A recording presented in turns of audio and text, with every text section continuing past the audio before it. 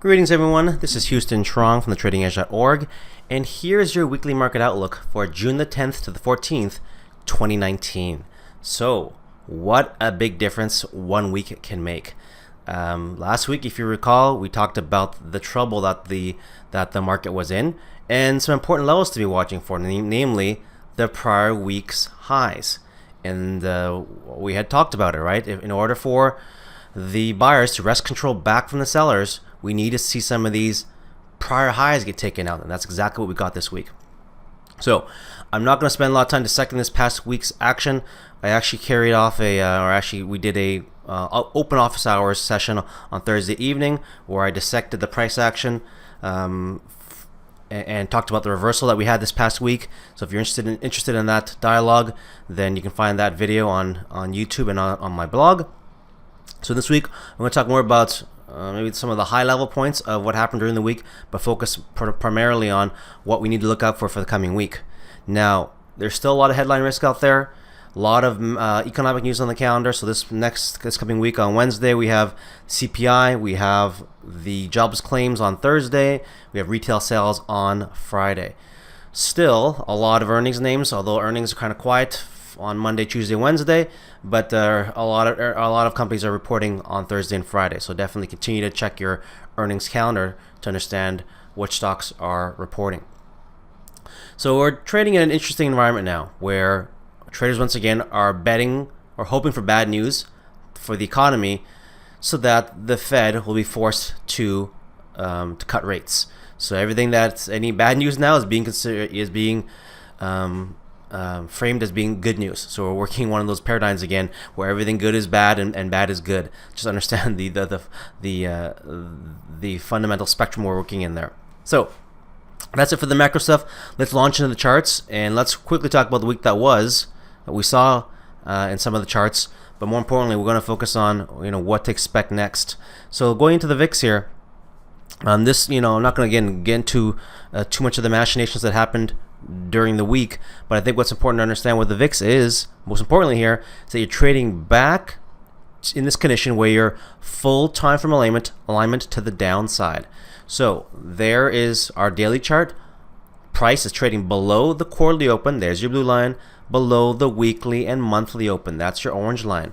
So you can also see on the daily chart we had 4 consecutive days of selling that began on Monday with this outside bar. It was a green outside bar, and I think buyers thought they were in control, but as soon as it broke below there, we had an outside down condition. And this momentum will continue until one of the prior bar's highs gets taken out. So right now, all you can say is it is momentum to the downside and the sellers are in control. So until you have a bar that gets broken to the upside, you can continue to say that the sellers are in control. So continue to watch for those daily highs to get taken out. Monthly, a lot of month left, inside month. Week, outside week, right? So what do we know about momentum? Well, we know that outside bars are momentum bars, and now we know that there's only going to be 3 possible scenarios for the coming week. Number 1, it goes outside bar and down. Number 2, it goes inside bar. Number 3, it goes up, outside bar and up. And the fourth, actually, there's a fourth one, and it could actually be an outside bar. It could actually be another outside bar formed. So right now, we really need to have another week set in before the weekly charts give us any additional signals. So on the daily, continue to watch whether or not you can take out the prior day's highs for any indication that the buyers have taken back control.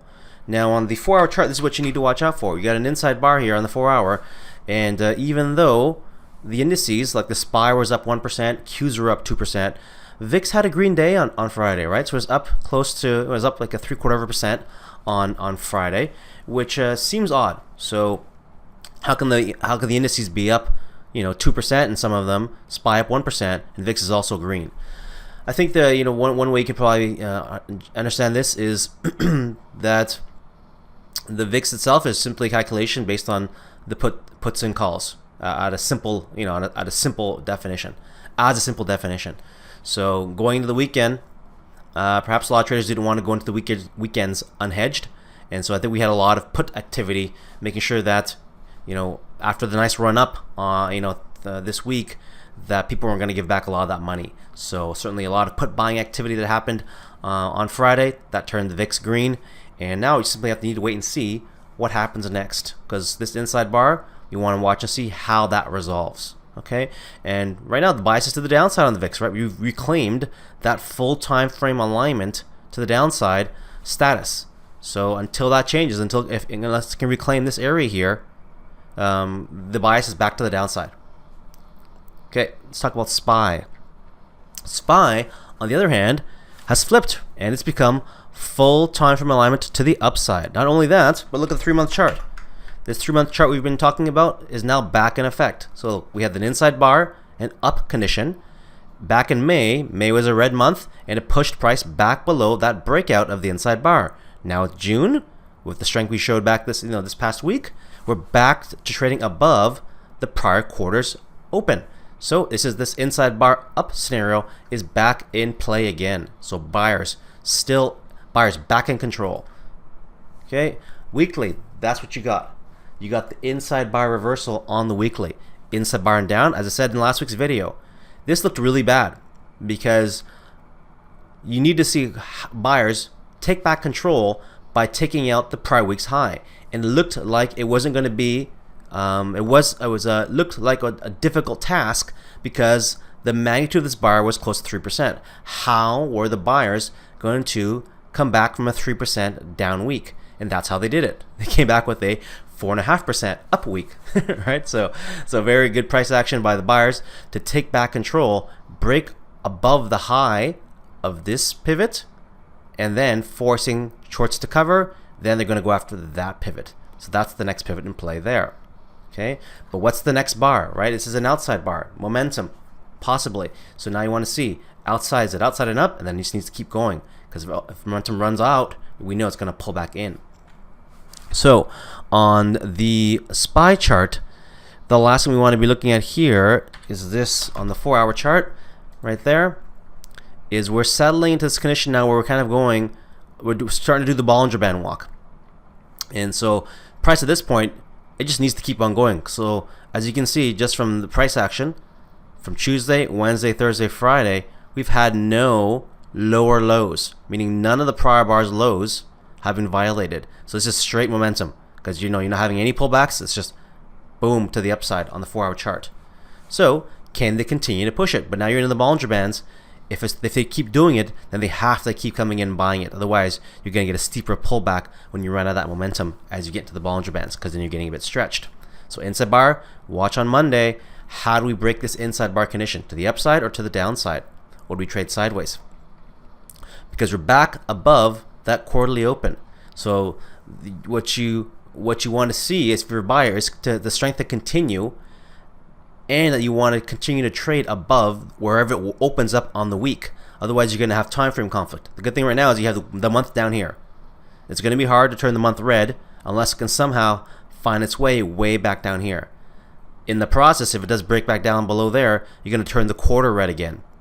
But wherever you open up on Monday, that's going to create your weekly open. So the worst case scenario is that you get some time frame conflict where you have a red week and a green quarter and a green month, and now you're getting this kind of jagged trading or choppy trading as you're fighting different time frames. But for now, buyers in control. Let's talk about the Qs. So out of all the indices, only the SPY has reclaimed that full time frame alignment status to the upside. All right, Qs, outside, inside, it went up, but it broke back. Has not been able to reclaim yet the prior quarter's open. So it's still trading below the quarterly open for the Qs, but came really close. Look on the daily chart there. It tapped the quarterly open. If you don't believe in the significance of the quarterly open, you can see that it does hold as resistance right now. So tapped it, came back down, and now we need to wait and see, can the buyers break it above, or the sellers are going to be aggressive and try to defend that area, that level. Month, outside bar and down, right? So it looked really bad because they gapped it down on Monday. In the new month, with the Facebook fiasco where they're getting investigated, but they bought them back. So now it's going outside bar and down.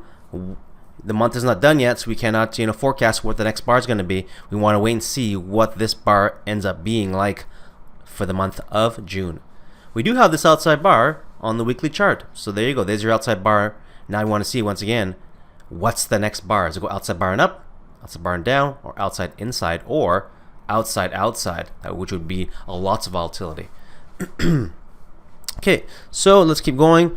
Here's a nice pattern. So if we talked about the kicker pattern during the open office hours session, there were a lot of kicking patterns. So this was a bullish kicking pattern. It's a candlestick pattern. But we saw a lot of this pattern play out across a number of stocks. So here on Monday, things looked really bad.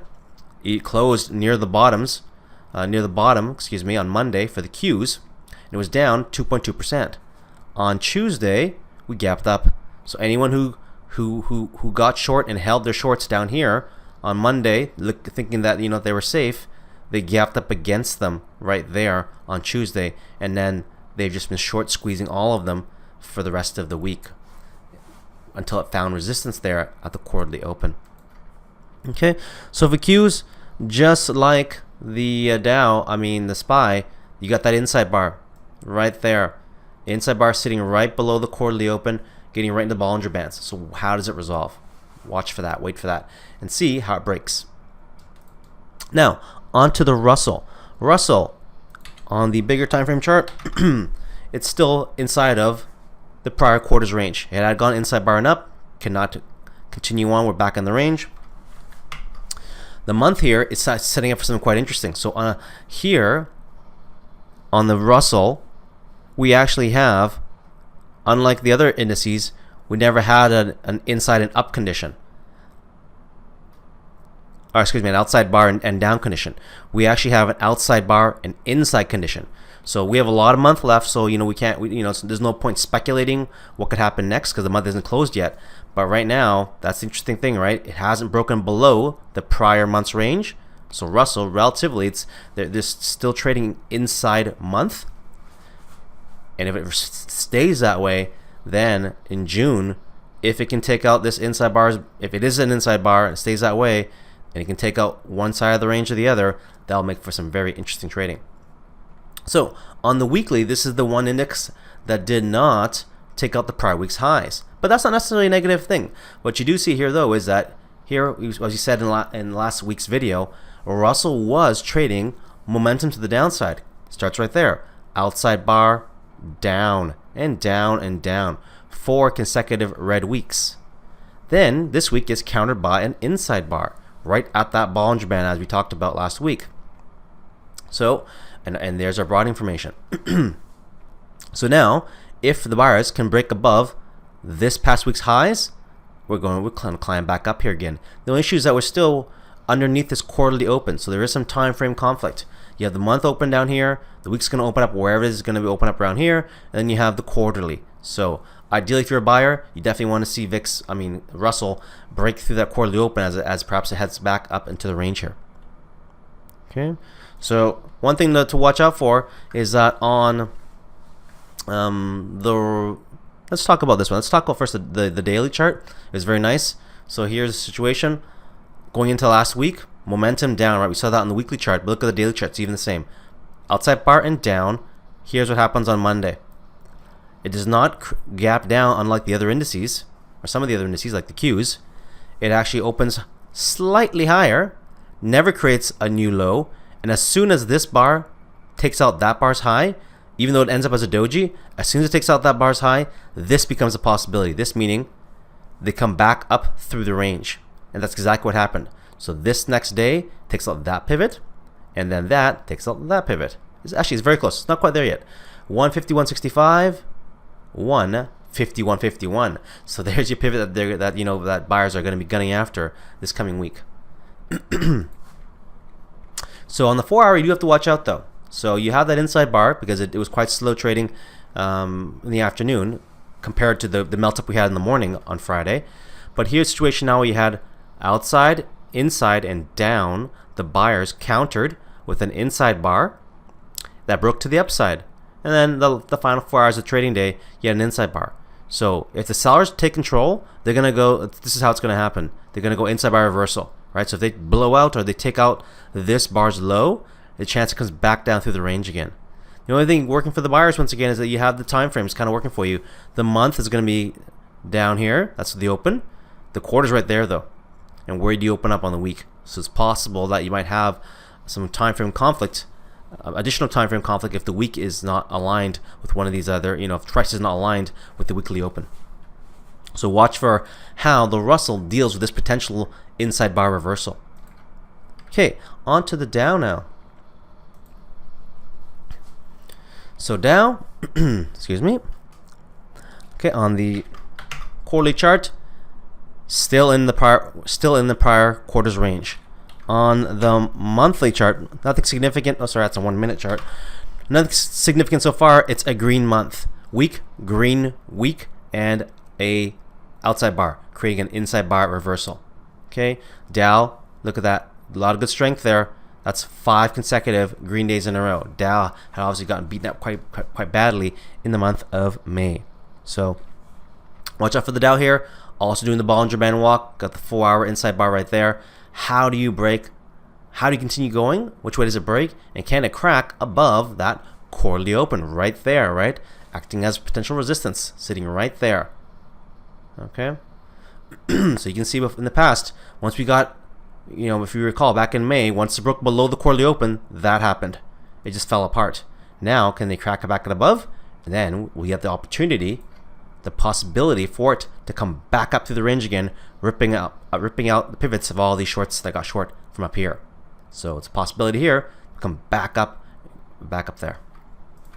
Okay, let's go to UKOIL. UKOIL had been getting hurt quite badly in the month of May. In fact, it was a really rough month, being down close to 14% for the UKOIL contract.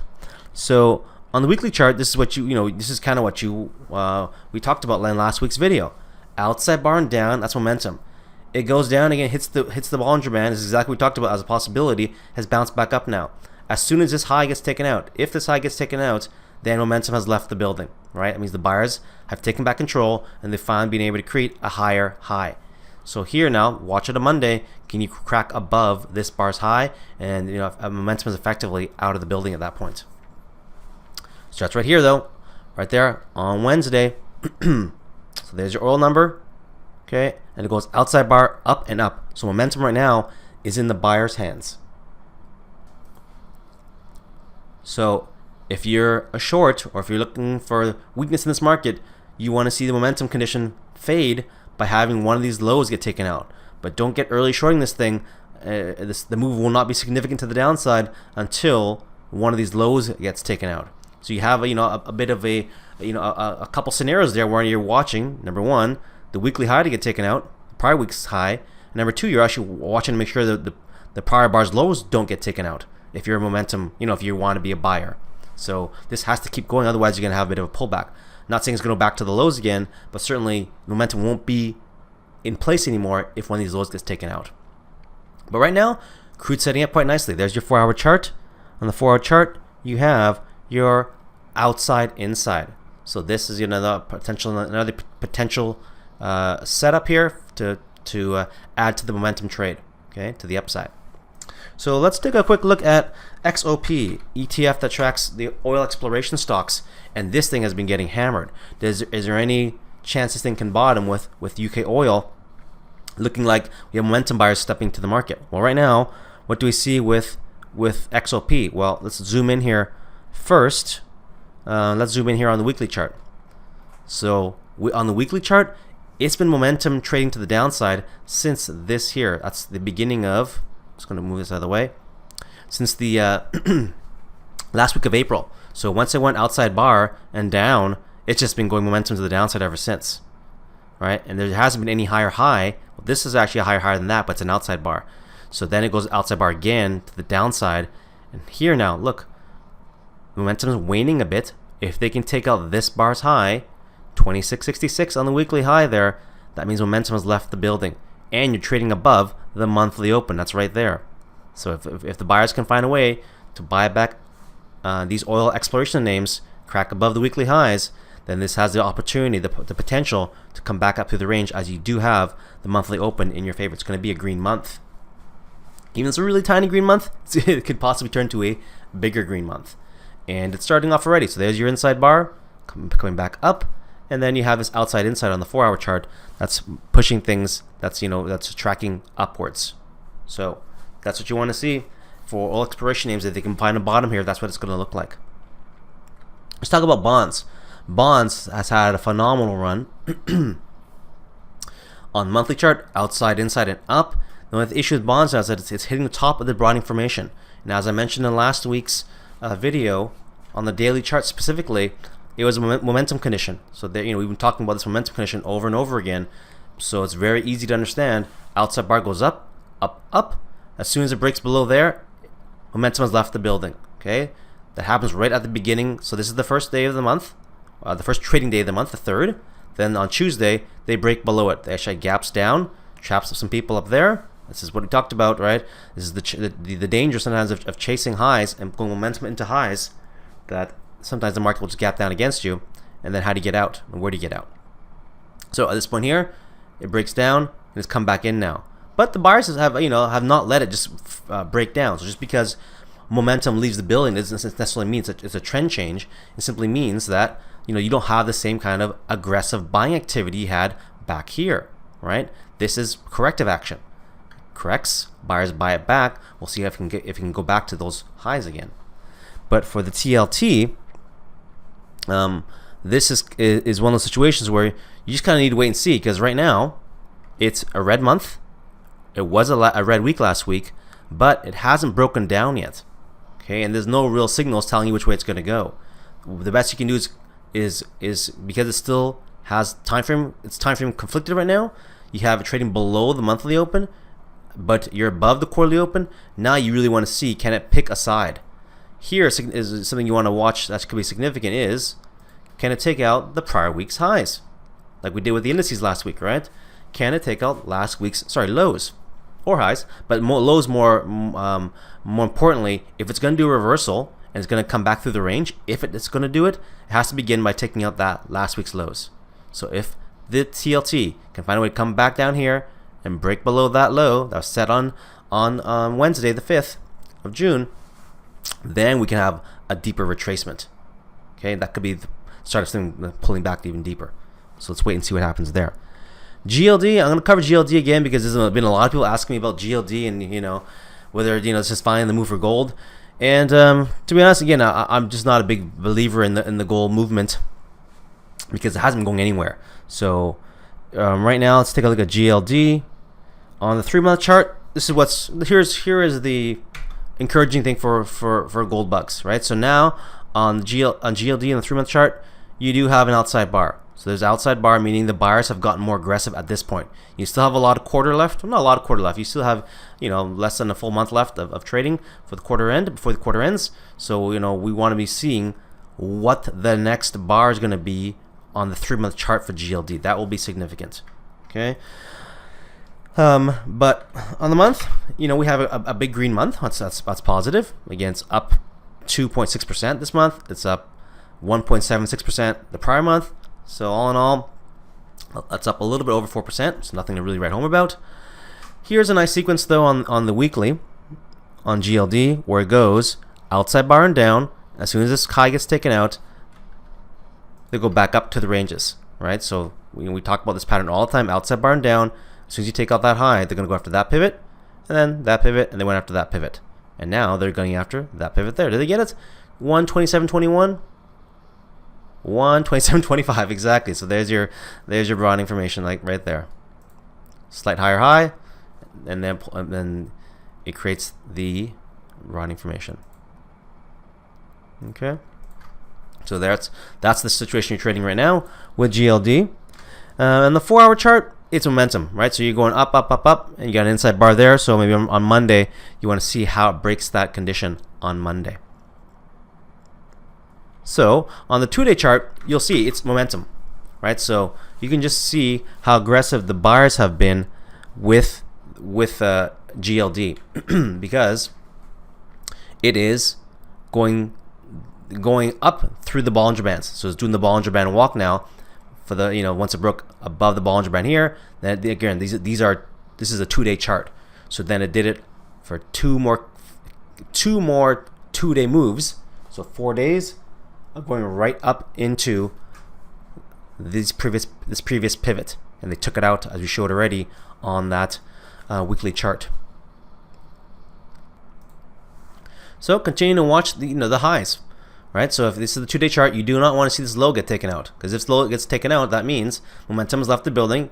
You're breaking outside the Bollinger Band, and it's going to come back down. Not saying it's going to come exactly right, ripping through the range again, but it simply means the momentum has left this trade, and that's something you need to be aware of.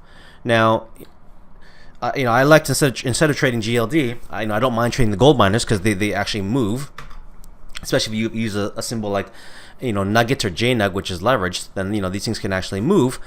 But here's the situation with GDX, which is actually if you're going to be a gold bug, then this is encouraging, right? So let's really take a big picture. So I want to look at a 12-month chart here. Let's zoom up, zoom in. So this is the Jan.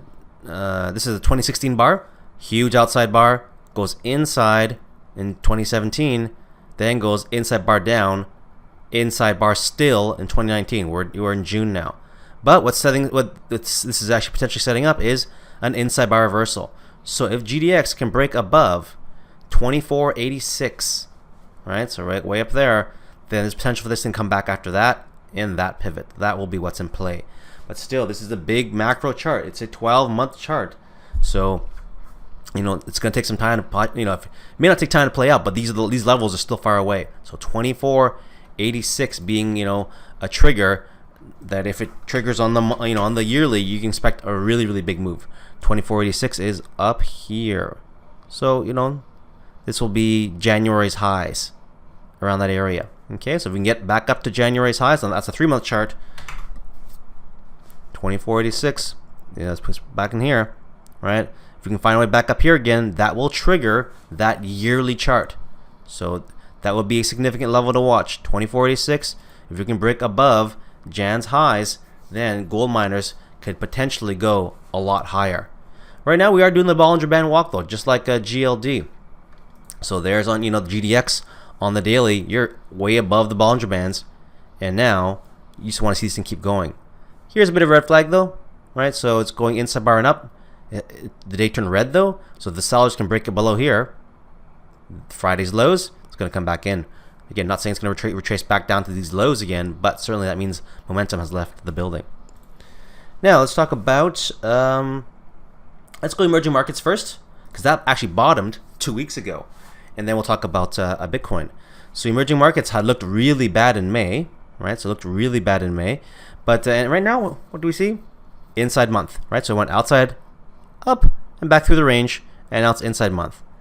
Trading below the quarterly open, that's the issue. You're still trading below quarterly open, but for now, you're trading above the monthly open. So a bit conflicted.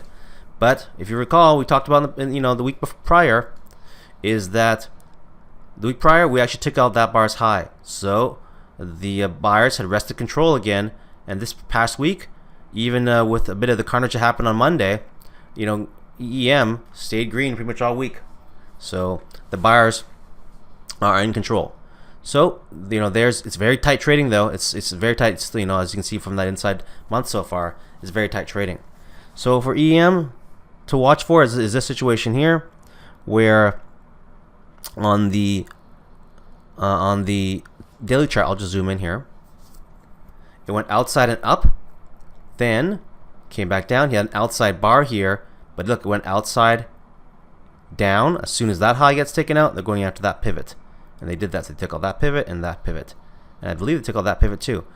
41.42, 41.52. Yeah, so that pivot got taken out, and so there's that very, very tight sequence of trading there on EEM. On the 4 hours, quite notable, because you can see the sequence. It's quite that sequence I just showed there, where we had that outside bar and down. It looks like this: outside bar, inside bar. It goes inside bar and down. Inside bar reversal right there. So there's your inside bar reversal that happens on Thursday afternoon, and it gaps up on Friday, taking out all those shorts. who had stops there, there, and of course right there. And so that creates, you guessed it, your little broadening formation like so. Okay, so a very, very nice sequence there for EM as they're playing around the monthly open, but also, you know, so they're either getting shorts misdirected and taking control and then stopping them out because they have obvious pivots to go after. Okay, let's talk about Bitcoin now, and this is what I said in last week's video. Bitcoin needs to be aware that it doesn't lose, that its prior week's lows don't get taken out. And unfortunately for Bitcoin, that's exactly what happened. This prior week's low, and I talked about last week, you do not want to see this low get taken out because it had been doing the Bollinger Band walk, right? That's, we saw it, you know, I've talked about this throughout the video now. You know, again, I don't use the Bollinger Bands for trading decisions, but I just recognize that this is just an indication of momentum. So you're doing the Bollinger Band walk. Once that low gets taken out and you break outside the Bollinger Bands, it usually comes back in. Not saying it's going to go back down again to the 3,000 area, but you know, you've lost momentum. Here's the condition, right? So on the daily chart for Bitcoin, you're trading now below the monthly, and there's your weekly opens. That's the issue with Bitcoin. So as soon as you opened up the month, or so this is the week here, the purple line, you were immediately below, right? And then you broke below the monthly open, and there's that prior week's low. That's that big outside bar we talked about last week. Went outside, inside, up. I said I didn't want to take that trade because I didn't like that weekly open. It bounced against it, could not break above. For the people who were not paying attention to that, weren't paying attention, they got trapped, and then they broke down, took out last week's lows, and now they're just kind of trading sideways since then. So what to look for? This is going to be significant. Let's put the 2-day chart up here now on Bitcoin. You have this outside, inside, went outside bar and down, outside bar, inside bar. So that's significant. So there's outside, inside. Now you want to see which way it resolves. If it breaks down, you know, it can come back a lot further down here, because you also have that time frame that's not working for you. You have the monthly, it's going to be up here. How does this thing turn to a green month again? Right now, the month looks like that. It's an inside month, so not that big of a deal, right? So it's not that big of a deal. Even if it comes back significantly, even if it goes back down to, you know, 7,000, you know, somewhere around here, you know, it still had a 50% run up in the month of May. So that's not, you know, crazy that it can come back down here. And before it finds some support, or the buyers can step in and break right back above. But you need to watch and see how it handles this monthly open. How do you turn this from a red month to a green month, and how do you not make it a inside month? Because right now, again, you're inside the prior month's range. It's inside month trading. Let's look at total.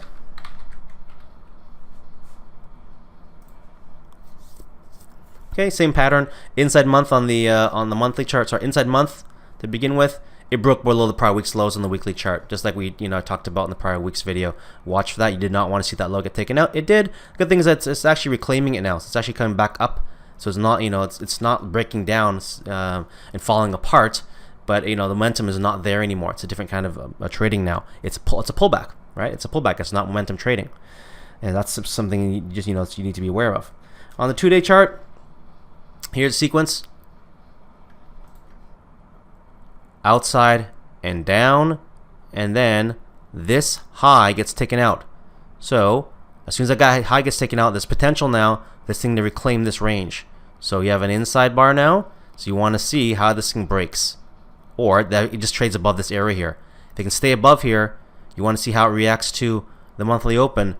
But, you know, the week's going to open up in about 24 hours, a little more than 24 hours from now, and you're going to want to see where the week opens up at, and then can it support price to come back up through the range. Now let's talk really quickly about a few last names here. We've reviewed all the indices now and all the major markets. I want to share some notable symbols, and then I'll do a quick recap of what I think are some notable sectors to be watching out for. So first, let's talk about Apple. Apple had some really good trading this week. So on Apple, we have just on the monthly chart, outside bar and back up again. So it went outside bar and down, but as a green.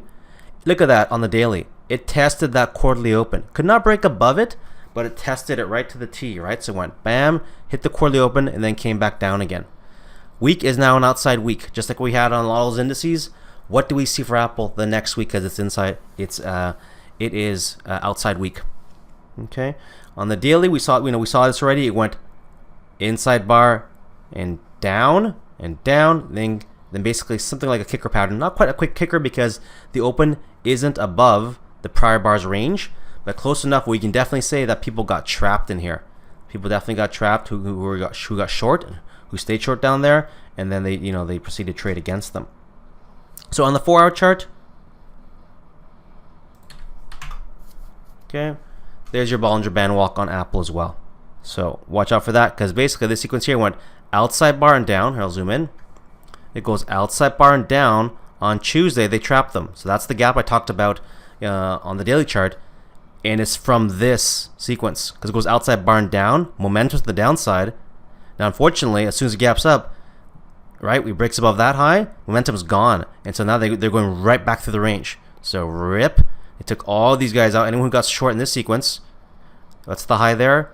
192.46, 191.91. So they still have some work to do. So the buyers know that there are pivots here, right? So they know that people have stops up here, and if they can find a way to break up above there again, they're going to stop these folks out they're putting their stops up there. So good trading on Apple right now. The quarterly open, once again, being a very significant area to watch. Look at that quarterly open, right? Look at it in May. It broke below the quarterly open, came up, tested the quarterly open, right? Which also coincided with this 8-period moving average. So that's a confluence of areas there, and then turned down. Now we're back up here again. We're back up. This time the EMEA is below us. We'll see what happens at this point. The buyers keep stepping in. We're doing the Bollinger Band walk, so can momentum continue to stay in Apple? Another really nice example of the quarterly open and how significant that is Microsoft. So Microsoft, wow, what a power, what a beast this thing turned out to be on Friday, because it went back to all-time highs on Friday. So May is now just a blip in the mirror. So Microsoft, right, had a rough relative. It was down, a little over 5%, but still an inside month. You can see that in May, and now did an outside month now for the month of June, with lots of month left. And so there on the daily, here's the test, right? So there's your month of May, and then with June, this looks really terrible, right? So on Monday, it doesn't gap down, but it flushes and comes really close to touching the quarterly open right there, right? It just comes, it's so close to the quarterly open, they buy it back the next day, creates an inside bar, and then the rest is history, back to all-time highs, stopping at anyone who put their stops in this sequence, stop them all out. Okay, now so on the Microsoft, again, outside week. So how does it go from here? So here you have the inside bar reversal, inside bar down, and then pops back up after touching the quarterly open, and then taking those all-time highs. Very nice trading there in Microsoft. Here's one to watch. Interesting one is pins. So they had a rough, start to their IPO, since they've IPO'd, since they had a really poor earnings number, where they gapped down the next day. But here's what we have for pins right now. Inside month on pins. But look what we had here on the weekly chart. So for pins on the weekly, we had a really nice sequence here where it goes outside bar and down. There's your momentum. It goes inside, and this past week, the buyers were able to take out the prior week's inside bar high. So now we're going back up through the range, potentially back up through the range again after touching that quarterly open. See how that quarterly open? Not only is the quarterly open, that's where the stock IPO'd at. So that's a really nice test where the stock opens up, runs, comes all the way back to the IPO price. People defend and buy that price, which happens to be the quarterly open, and now they're pushing it back up again. Now look at that on the daily. Outside bar, up and up, momentum to the upside in pins.